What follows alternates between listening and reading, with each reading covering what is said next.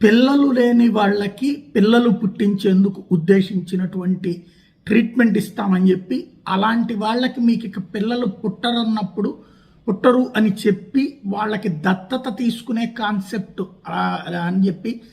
పిల్లల్ని అమ్మే కార్యక్రమం చేసిందంటూ సృష్టి సెంటర్ నిర్వాహకులు నమ్రత మీదన ఇంతకుముందే కేసు నమోదైంది. దేశంలోని వివిధ రాష్ట్రాల్లో మనుషుల్ని పెట్టుకుని అక్కడ పేదరికంలో ఉన్నటువంటి వాళ్ళకి సంబంధించి అధిక సంతానం ఉన్నప్పుడు, వాళ్ళకి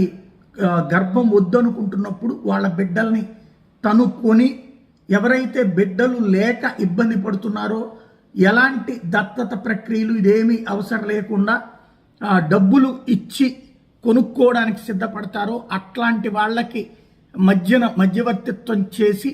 పిల్లల్ని కొని అమ్ముతున్నది అన్నటువంటిది ఆవిడ మీద ప్రధాన ఆరోపణ. పిల్లలు లేని వాళ్ళ దగ్గర డబ్బులు వసూలు చేయడానికి